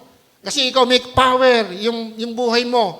Alam mo ba nyo, si Charles Finney, pumasok po siya sa isang pabrika. Alam mo yung pabrika, huminto lahat doon yung mga trabahador at lumuhod. Presensya lang ni Charles Finney ang pumasok doon.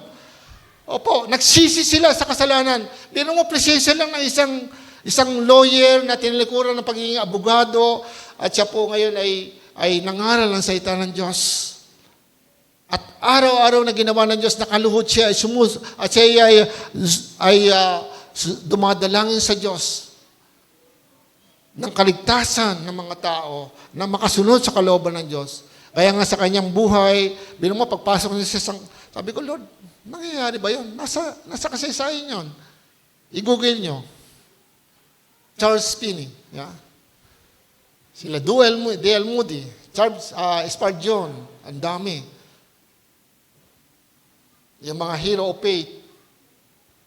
Pag-aralan po niya yan. Bilang nyo, presensya lang niya pagpasok sa isang pabrika. Pabrika po, hindi church. Nagsisi. Tapos pupunta sa isang church na tulog. Parang ganito. Yan, hindi ko itulog. Yung parang ganito, kukunti lang. Maraming upuan, pero kukunti yung tao. Pero tingnan mo yung katabi mo, sabi mo, tulog ka ba? Hindi. Gising eh. Naunawaan mo ba yung sinasabi ni Pastor? Sabihin mo, kapag hindi naunawaan, tulog yan. Meron nakikinig tulog eh. Di ba? Di ba? Gigising-gisingan lang. Alam mo yung tulog, di ba? Kahit anong sabihin mo, wala talaga nadidinig. Yung nakadilat nga yung tapos wala namang nadidinig, hindi naintindihan. Di tulog din siya. Spiritual. Hello? Kaya never sabihin po natin, Lord, palaguin mo kami, dumami po ang maligtas. No. Paano ka malaligtas? Paano madagdagan tayo kung hindi tayo mag-evangelize? Hello? Hindi tayo mananalangin sa mga tao mapapahamak, mapupunta sa impyerno. Kaya nga po, yun ang kailangan natin, submit to the Word of God. So, kailangan po sa salita ng Diyos, tayo sumuko. Sabi dito sa 2 Timoteo chapter 3, verse 16, 2 Timoteo chapter 3, verse 16, MMB. So, ayan po. Okay, ayan. Sabi dito, lahat ng kasulatan ay kinasihan ng Diyos at kapakipakinabang sa pagtuturo ng katotohanan, sa pagsabay sa kamalian, sa pagtutuwid sa likong gawain, at pagsasanay para sa matuwid na pamumuhay.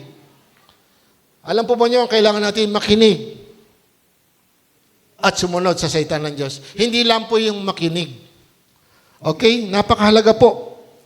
Yung salita ng Diyos, ito po ang magiging, sabi nga, ang salita ng Diyos ito ng tubig. Ito po yung magpapaligo, magdilinis sa ating buhay. Magtutuwid. Sabi nga dito, maging bukas tayo sa pagtuturo. Di ba? Ang salita ng Diyos ay magagamit pakipakinabang sa pagtuturo ng katotohanan. Ayan po, maging bukas tayo sa pagsuway. Ayan po, pag tinuturoan tayo, nakikinig tayo. At ginagawa natin. Hindi po yung, oo, pero wala. Nonsense lang. Oo, alam ko na yan. Oo, alam ko na nga yan. Kaya nga sinasabi sa'yo, hindi nakikita. Pero sasabihin, hindi, alam ko na yan. Pero hindi man nakikita sa buhay. Hindi mo alam. Dito lang siguro ka. Diba? Sa isip mo, alam mo, pero hindi talaga alam ng buhay mo. Hindi alam ng kaluluwa mo, ng espiritu mo. Kasi hindi mo pinamumuhay. Maging bukas tayo sa pagtuturo, pagsusuway, at pagtutuwid. Ayan pa, pagtutuwid. Pag may tutuwid, si pastor naman, masyado namang Si pastor, naman ako ni pastor, masyado si pastor. Si leader, ganito, Pagka hindi nutuwid po, ang hirap, samantalang, ang natutuwid sa atin ay sumusunod naman sa kalooban ng Diyos. Maliban na lang, immoral lang namumuno sa atin. 2 asawa ko, huwag kayo maniwala sa akin. Itakwilan ninyo ko. Gumagawa ako ng kahalayan.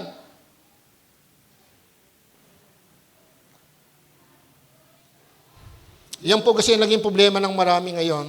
Di ba, nakita natin, ang dami ngayon sa hukuman, ganito. Nangyayari ba yan? Pwede po. Kasi nga po, meron tayong kaaway. At kaya kailangan na mapabantayan natin sarili. At mismo ang pastor, kahit si Apostol Pablo humingi ng panalangin. Kaya ipanalangin niyo po kami. Hindi po kami Superman. Pagkaraan nito, titirahin kami ng kaaway. Amen? Kaya nga sa pagkakataong ito, mga kapatid, makinig kayo. Iyan ay para sa inyo, mga kapatid. Malapit na dumating ang Panginoon. At bago dumating ang Panginoon, gusto niya marami ang maligtas. Pero sinong gagamitin? Ikaw na lang, pastor. Yun na lang tip nyo, naging mahayo. Tapos, tuloy ka sa ginagawang kasalanan. Oo nga, hindi ka mahayo, tuloy ka sa kasalanan. Pag may dumating dito ang bagong kaluluwa, natisod, hindi na dabalik. O ano nangyayari? Wala rin. Kasi walang pagkakaisa sa harapan ng Diyos. Kaya yan ang lagi ko sinasabi doon sa ating kapatiran, sa isang church. Magkaisa kayo. Hindi mahalaga kung marami kayo, hindi. Magkaisa kayo sa kalooban ng Diyos. Tandaan nyo, gagamitin kayo ng Diyos sa lugar na yan. Kailangan lang pagkakaisa. Hindi kailangan maraming pera, maraming karunungan, maraming kahusayan. Hindi kailangan yan. Kailangan natin Espiritu ng Diyos. Ang salita ng Diyos ay magkaroon ng kapangyarihan pag ating ipinapahayag. Ayan po. Kung hindi tayo nagpapasuway nga, hindi tayo nagpapasaway, hindi tayo nagpapatuwid, hindi tayo nagpapasanay sa matuwid na pamumuhay, hindi tayo nagpapag-guide sa salita ng Diyos. Pag tayo sa tuwid, nagagalit pa tayo sa nagtutuwid, nagtatampo tayo, kala mo kung sino, si pastor, kala mo siya, puro ako nakikita, puro ako paringgan, puro ako na lang. Kaya kasi siguro tinatamaan lagi ng pastor, kahit sino na mag-preach, tinatamaan ka lagi. Kasi ayaw ka magbago. Yan ang totoo. Pag ang isang tao ay namumuhay sa kasalanan at ikaw ay tunay na kay Kristo, sinusugatan mo lagi sarili mo. Opo, ikaw mismo lagi nasasaktan. Pero ang Diyos paulit-ulit. Bakit paulit-ulit ang Diyos? Magbasa kayo ng Bible, paulit-ulit. Ang Bible, hindi nababago yan. Ito, bago lang ang Bible ko ngayon. Pero nakasulat yan, luma na, ang tagal na. Ilang libong taon na yan. Hindi nababago. Pero ngayon tayo, puro bago. Hindi, modern na ngayon ng Christianity. Kayo na lang. Walang modern Christianity. Kailangan maging banal tayo. Pag hindi tayo naging banal, hindi natin makita ang Diyos. Hello? Kaya nga ito pong tandaan nyo. Hindi sapat na makuha mo. Kaya nang naging preaching nga dito, di ba? Makakamtaman mo ng, di ba? Ang sino mang gusto sumunod sa akin, kalimutan niya ang kanyang sarili. Basahin ang kanyang sa araw-araw. Kalimutan ang kanyang sarili. Deny yourself. Kalimutan nyo ang para sa inyong sarili. At sumunod kayo sa akin. Pasanin niyo ang inyong krus araw-araw. Ano nakaraang sermon, di ba? Sabi niya, pumasok kayo sa makipot na pintuan o daanan at daanan. Maraming dapat alisin. Maraming dapat i-set aside sa buhay natin. Hindi pwede lahat, pwede. Nag-aaral ka, nag-boyfriend ka, wala pang girlfriend ka, wala pang, di ba? Wala ka pa sa edad. Nag-aaral ka pa, gusto mo makatapos, pinagsabay-sabay mo. Kaya natutuwa ako doon sa vlogger na pinanonood ni Sister Elmi. Pinanonood ko na rin. Nagpapaaral sila. Sabi niya, habang kayo nag-aaral at kayo ay aming scholar, huwag kayo mag-boyfriend, huwag kayo mag-girlfriend. Bakit? Kasi pag nag-girlfriend kayo, nag-boyfriend kayo, hindi kayo mapopokus sa pag-aaral. Tama naman. Di ba? O, pag nakatapos kayo, o mag-boyfriend kayo, dapat isa lang. O girlfriend kayo, isa lang. Hindi naman sabi ko 10. Nakatapos na kayo. O may edad ka. Wala ka pang 18. Nakipagrelasyon ka na kaagad. Paano ka makakapokus ngayon? Ganun din sa spiritual. Amen? Paano makakapokus sa spiritual? May boyfriend ka, kaya nga ang iniisip mo ngayon, paglabas mo dito, magkikita kami ni boyfriend, ni girlfriend, may lakad kami. Hello? Si pastor naman, ako naman pinatamaan. Pero alam niyo mga kapatid, napakahalaga. Patuwid po tayo sa salita ng Diyos. Salita po ng Diyos yan eh. Kasi nga sumunod ka sa kalooban ng Diyos. Ayan, sabi ng magulang mo, anak, magtapos ka na muna. Ang ina-autopag mo, pag-boyfriend, pag-girlfriend, di ba? Hindi pag-aaral o pinagsasabay mo. Pwede ba yung pastor? Hindi yung masama yung crush, di ba? Pero yung magkaroon ka ng, hindi pa tama, di ba? Kaya nga dito, hindi ako mahigpit. Sa ibang church nga, pag kailangan 25 pa bago magpa-girlfriend, boyfriend. Dito sabi ko, pag kayo nasa edad na 18, doon kayo magpaligaw, di ba? Kaya dito, pag nag-birthday, meron na, kagad, lumalabas, may boyfriend na pala. Nung hindi pa 18, nakatago. Saan kayo nagtatago? Kay pastor, hindi kayo nakakasala sa akin. Hello? Sinasabi ko lang ito kasi marami po ngayon nabubuntis. Maraming, yung unwanted pregnant ba tawag doon? Di ba? Totoo po yan. Yan ang problema ng bansa natin ngayon. Dahil dahil dito. Hello? Hindi po ako nagbibiro. Ang daming ngayon nagpapakamatay. Ang daming mayroong mental illness o mayroong yung sakit sa kaisipan. At ito, ang daming nagpapakamatay ngayon. Ang daming bumabaril. Di ba? Paano tayo makakatulong? Nakapokus tayo sa sarili natin laman. Ito, hindi tayo nakapokus doon sa salita ng Diyos. At pag itutuwid pa tayo, kala si pastor, sige, hindi na ako atin sa iyo. Kala ba? Okay lang, walang problema sa akin yon. Pero sa akin, mga kapatid, ang nais kong mangyari ngayon, mga kapatid, kasi ayoko po na ako po ay pagilitan ng Panginoon. Sa totoo lang, napakahirap sa amin na magsalita ng katotohanan. Opo, kung tao lang ang pagbabasihan natin. Pero kung sa Diyos, natatakot ako sa Diyos pag hindi ako nagsalita sa inyo. Amen? Ayun nyo kung bakit. Kasi naisip ko, yung Plaridel, naisip ko ngayon, yung Violeta Village. Kasi ang daming tao doon. Tapos, natanong ko, ilan ang church doon?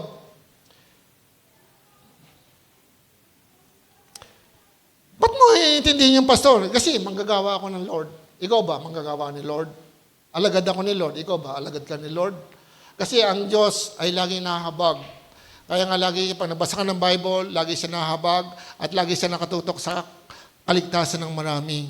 Pero kung tayo walang pangarap na gano'n, ano po tayong alagad? Hindi ko po sinasabi mapupunta ka sa impyerno. Nagkukulang lang po tayo. Sayang. Tapos pag matanda na tayo, Lord, palakasin mo ako, maglilingkod ako sa iyo. Matanda ka na eh. Ako nahihirapan na nga ako ngayon eh. Tuhod ko eh. Hello? Ngayon, nakakatakbo ka pa eh. Yun lang magsisire. Hindi, may lakad ako eh. May punta kami. Meron kaming outing ng pamilya ko. Meron kaming ang daming sabit eh, di ba? Pero pag wala ng sakit, laging araw-araw, Lord, pagalingin mo ako. Kasi wala na magawa eh. Laging araw-araw nanalangin. Kaya maganda pumunta sa ospital. Alam niyo kung bakit? Pag ako napupunta sa ospital, lahat ng tao doon, kahit anong religion, nagpapapray. Pag nalabang pastor ka, lalo pag nag-pray ka doon sa kabila, ang kata mo, lahat nakatingin sa iyo. Kaya pinag-pray niya, pag-pray nga natin. Kasi kung lahat ng tao gusto ay gumaling. Lahat ng tao naniniwala sa Diyos, kahit anong religion yan. Kasi gusto niyang gumaling. Pero magbabasa ng Bible, alam mo kung saan ka ngayon. Antayin po ba magkasakit ka bago ka maging totoo kay Lord? Magpasubmit sa Kanya. Hello, sa Kanyang salita. Minsan nabasa ko nga po, si Sister Emmy, kinausap ko. Kasi kumukuha kami ng bigas. 3 buwan, kalahating bakaban. Tapos naubos na yon, meron pa kaming may dumating sa aming isang kalahati. So, binili namin yon. Tapos sabi ko, kuha bayad. Sabi ko, nabasa ko dito. Pag nag-utang tayo, kailangang bayaran dahil nasusuklaman Diyos sa ganitong bagay. Sabi ko, eto nabasa. Sabi ko, wala na, naubos na yung bayaran natin. Hindi pa tayo, may bigas pa tayo. Paano kung maubos yung bigas niyan? Yeah. Siyempre, natatansya ng kinuhaan mo kung kailan ka magbabayad. Ba't hindi nagbabayad? Kasi hindi naman niya alam, may binili ka ibang bigas. Sabi ko, bayad ka. Kahit anong mangyari, hindi bayad ka. Kasi nabasa ko. Alam niyo kung bakit? Nag-submit ako kagad sa salita ng Diyos. Kasi nabasa ko sa mga Israelita, pagka nangutang ka, kailan magbayad ka pag hindi ka nagbayad. Kaya meron pong tatawag sa Israel ng Jubilee. Jubilee. Pag sinabing Jubilee, ito pa yung pagtideklara ng lahat na may utang o nagpautang, mabuburahin na yon, papatawarin na. Jubilee ang tawag doon. Kaya meron ganong event na ginagawa sa Israelita. Jubilee. Kaya mahirap yun pag hindi ka nagbabayad ng utang. Nakasulat pala yun sa Bible. Kaya nga sabi nga po dito, napakahirap po, magpapatuwi, pagpasaway, salita ng Diyos. So salita yan ng Diyos sinasamahan niya ng Diyos inihingahan. So, kaya matakot tayo sa Diyos. Pag nabasa natin yan, ang Diyos ang nagpabasa sa iyan. Tanggapin at pagpapasukin sa isip at puso ang salita ng Diyos. Santiago chapter 1, verse 19 to 21. MBB, Santiago chapter 1, verse 19 to 21. Verse 19, mga kapatid, kung minamahal, unawain ninyo ito, maging alisto kayo sa pakikinig, maingit sa pagsasalita at hindi agad nagagalit. Kaya maraming tao kasi kung minsan pagka-against sa kanya, nagagalit ka agad. Ako na naman, di ba? Merong ganon. Di ba?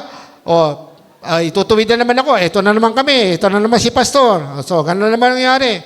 Kasi ayaw niya makinig pag siya sinutupad o nung leaders o sino pa man nagtutuwid sa kanya. Dahil ang galit ng tao ay hindi nakakatulong upang magawa kung ano ang ayon sa kalooban ng Diyos. Ayun po sabi ng Biblia Makakatulong ba ito? Magtatampo ka, magagalit ka, iba naman, pagtatawanan ka lang. Baliwala, passive lang, walang pakialam. Sinabi na, binasa na sa kanya. Kaya talikuran ninyo ang inyong maruruming gawa at alisin ang masasamang asal, magpakumbabang tanggapin ninyo ang salitang itinuro sa inyong, itinanim sa inyong puso. Ito ang may kakayanang magligtas sa inyo. Amen? Hindi pala sa puso ng katanim, dito lang sa isip, kaya mali. Kaya yung buhay hindi nababago. Kahit madali siya magpasya, hindi, ito ang kailangan ko, ito tama ako, ito sa iyo na lang yan. Kasi pagdating ng rapture, ang kukuhanin niya yung tunay. Kaya nga sa akin, mga kapatid, ang panalangin ko, lahat po tayo ay magising sa katotohanan. Totoo po tayo. Si Jesus Christ ang ating tagapagligtas at Panginoon. Kaya lang, siya ang maghuhukom, siya ang magpapasya kung sino ang kukuhanin niya pagdating niya dito. Kasi hindi ko po alam kung ano laman ng inyong puso kung tayo totoo. Pagdating ng Panginoon, hindi tatanungin dito, GIL ka ba? Galilean ka ba? O ano? Hindi, tatanungin dito. Saan ka ba matin? Sa malaking church o sa maliit na church? Hindi, ang tatanungin dito, tunay ka bang mananampalataya? Ang anak ko bang si Jesus Christ ay minamahal mo? Pinapasok mo sa iyong puso. Yun po ang tatanungin.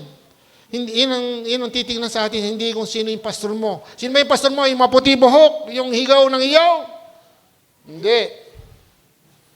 Hindi mahalaga kung sino yon, tao.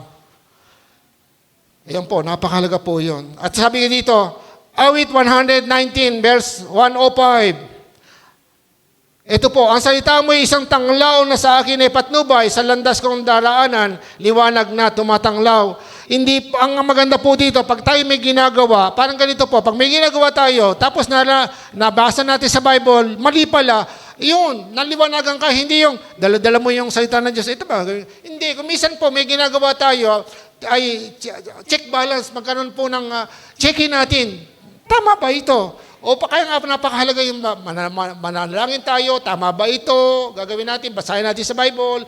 O kung hindi man natin maintindihan pa ngayon, manalangin tayo, Lord, samahan mo ako, tama ba yung gagawin ko? Kaya minsan, pag may ginagawa ka, minsan may hintulot ng Diyos, magkamali ka. Kasi may purpose ang God sa lahat ng nangyayari sa ating buhay. Tama. May purpose, may design ng God. Toldo sinabi nga nung tinuro sa atin ni Menji noon. Lahat may design ng God, may purpose ang God sa atin. Ano ba pinagdadaanan mo ngayon? May problema ka ba? Huwag kang mainggit doon sa walang problema. Tumuto ka kay Lord. Kasi yung problema mo kaya binigay yan, may purpose ang God. Sa buhay mo, may purpose ang God. Kaya ka may sakit ngayon, kaya ka may problema ngayon, kaya ka nawawalan ng pera, kaya ka naguguluhan. Pinahintulot tayo ng Diyos, may purpose ang God. Di ba? Kaya nga yung sinasabi nga kung ano, tinanim mo, aanihin mo. At yung pagpalo, pinapalo niya, mahal na anak. Sabi nga ng ibang mga ngaral, sabi niya, ang tunay na pagpalo ay yung kung ano tinanim mo. Hindi, nakasulat sa Bible, papaluin eh. At nakasulat din sa Bible, kung ano tinanim mo, aanihin mo.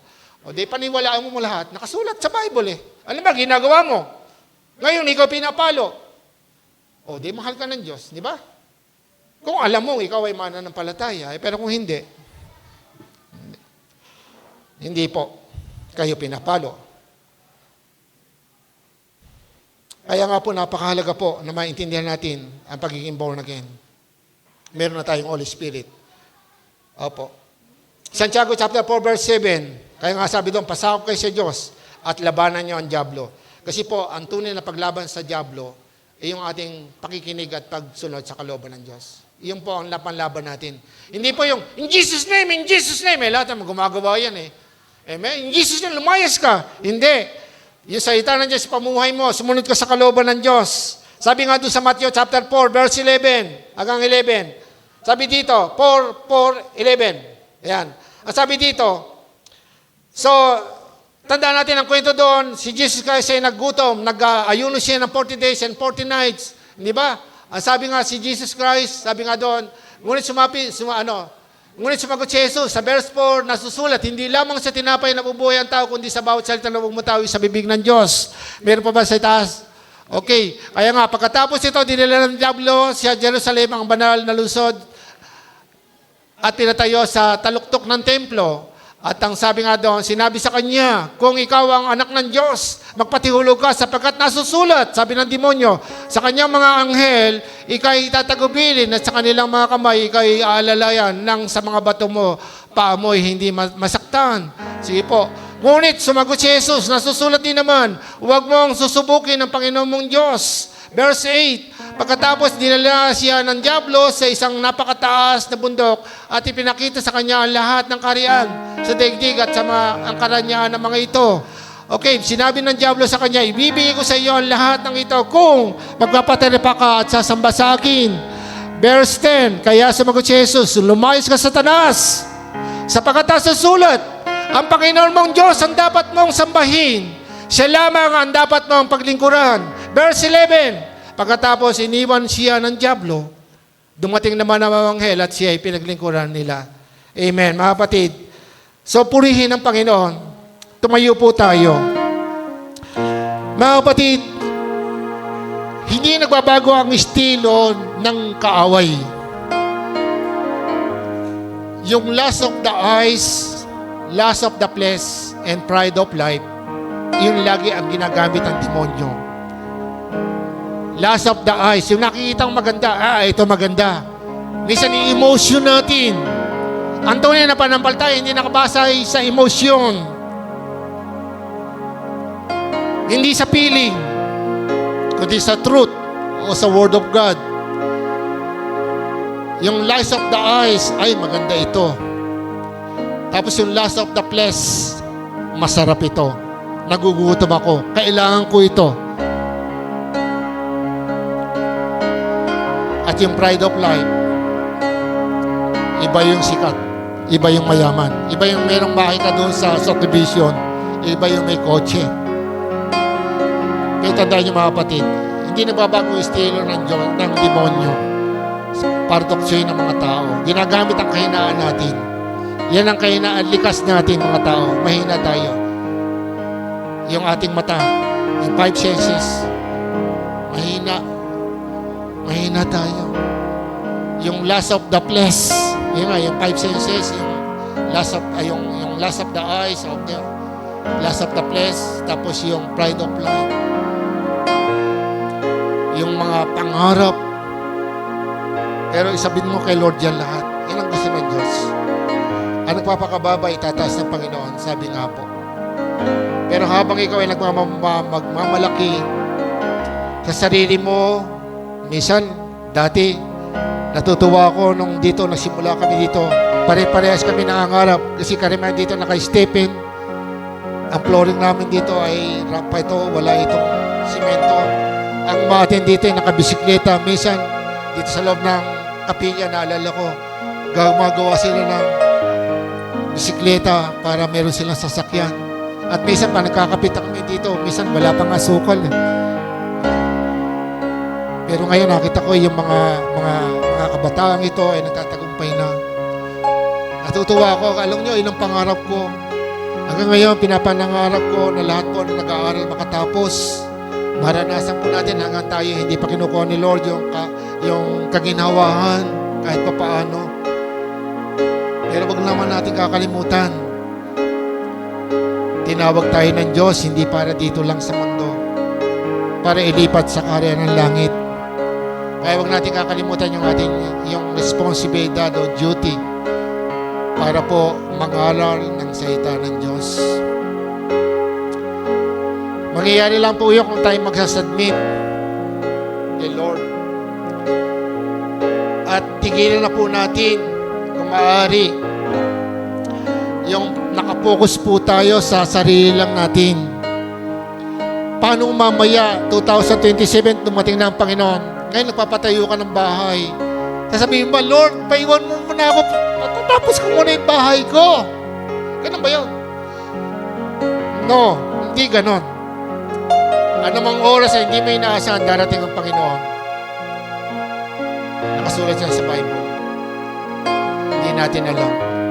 Maghanda lang tayo. Ang paghahanda na dapat natin gawin, yung puso natin, i-focus natin kay Jesus Christ. At kung meron kakayanan ka sa mundong ito, nangangarap ka, walang problema. Bumili ka ng kotse mo, bumili ka ng bahay mo, bumili ka ng ganito, walang problema. Pero tandaan mo, ihiwalay mo lang ang puso mo doon. Tapos yung mga bagay na biyaya ang binigay sa iyo na sobra-sobra, gamitin mo yan upang maraming tao magpuri sa Diyos. Magpasalamat sa Diyos dahil sa iyo, mga biyaya na pinagkaloob sa iyo ng Diyos. Tayo po'y manalangin. Amang Banal, maraming salamat po. Salamat po, O Diyos, sapagkat patuloy, Ama, na patuloy ko may tuturuan bilang mga alagad mo, O Diyos. Kailangan kami maging karoon ng submission. Maging submissive kami sa iyo, O Diyos. Dahil ito ay kinalulugod mo, Panginoon. Hindi lang po kami nakikinig na salita. Hindi lang po kami maate sa kapilya. Kundi gumagawa kami ng ayon sa aming nakapakinggan at natutuhan mula sa iyong salita. Tulungan mo kami, Panginoon, na makalaya sa mga bagay na kumukulong sa amin at ginagamit ng kaaway upang kami guluhin. At sino man po ang gumagawa ng kasalanan, Lord, ikumbik mo ang bawat isa.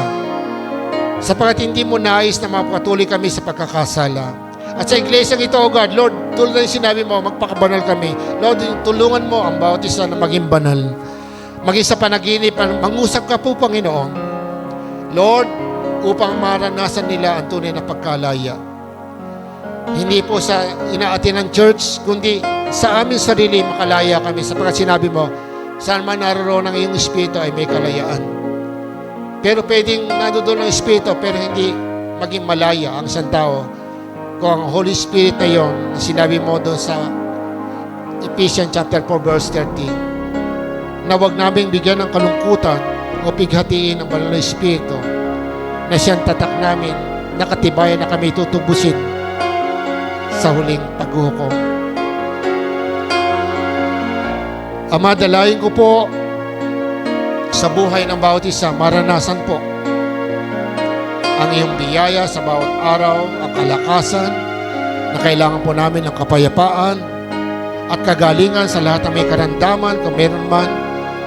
Ang proteksyon mo sa lahat, O God, ng pakanan ng kaaway, lalo sa panahong ito, O Diyos. Napakaraming ginagawa ang kaaway, maging sa kaisipan, sa kalusugan,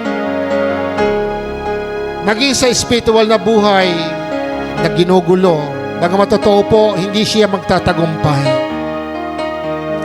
Sapagkat wala makakapanig sa iyo. Kaya nga po, O Diyos, tunay na kami magtatagumpay laban sa kaaway. Lamang, O Diyos. Hindi magaganap ito kung magiging matigas ang aming mga puso, ang aming mga ulo, at di kami susunod sa iyong kalooban, sa iyong salita. At hindi kami susunod dito. Kaya Ama, sa pangalan namin Panginoong Jesus, winawasak po namin ang espiritu ng katamaran, ang espiritu ng kawalang pagsunod sa kalooban ng Diyos, kabulagang espiritu, in the name of Jesus kung meron man. At dalayan ko po, Ama, ang bawat isa ay makalaya. Tulad na yung sinabi mo, tunay na ang pinalaya ng anak ay tunay ngang malaya. Malaya na po kami, kaya lang, O Diyos, minsan, meron po mga tao at mga anak mo na kinukulong ang kanyang sarili sa paggawa ng kasalanang nakatago. Kaya Lord, sabi mo lahat ay malalantad. Kaya ako po'y dumadalangin, Lord, in the name of Jesus, linisin mo po ang church, linisin mo po kami at mangyari ang iyong kalooban sa amin. At bayaan mo, O Diyos, tulad ngayon, may kapatid kami nasa ospital, Lord, may mga karamdaman. Sa pangalan ng Panginoong susugad, Lord, mangyayari ang kagalingan. Dahil ito ang pangako mo at ito pa yung aming dinadala at pinagkakaisahan sa pangalan ng Panginoong susugad. Sister Talia, si Brother Joji, si Brother Danny Soriano, si Lito Villaperte, sa lahat, O God. Lahat ng may karamdaman, sa pangalan ng Panginoong susugad, Lord, lahat po kami ay pagalingin mo. Spiritually, yung mga natatakot, ang pag-aalilangan, naguguluhan, Lord, pagalingin mo po spiritually ang bawat isa. In the name of Jesus. Ama, maraming salamat. Dalayan ko rin po lahat po ng mga kabataan namin, mga estudyante, lahat po sila ipatnubayan mo, lalo sa panahong ito, O God. Lord, ang mga nanay, mga tatay, lahat po, pag sa mga pangangailangan po ng bawat isa, sa mga alalahanin sa buhay, sa pangyayaring ito, O God. Lord, in the name of Jesus, dalayan ko po ang wisdom, dalayan ko po ang iyong protection, dalayan ko po, Ama, ang iyong provision, O God. Lalo sa mga estudyante po namin, sila ay makatapos. Elementary, high school, college, hanggang sa pagkuha ng board exam, hanggang sa mga hanap buhay, O God, Lord, pagtagumpayin mo ang iyong mga anak. Sa mga negosyo, O God.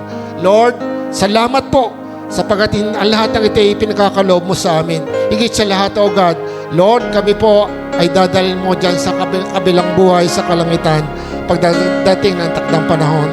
Kaya, O Diyos, salamat po sa lahat ng katotohanan ito. Salamat sa mga salita mo. Purihin ka po, Diyos. Salamat po sa pangalan ng aming Panginoong Jesus. Amen and amen. God bless.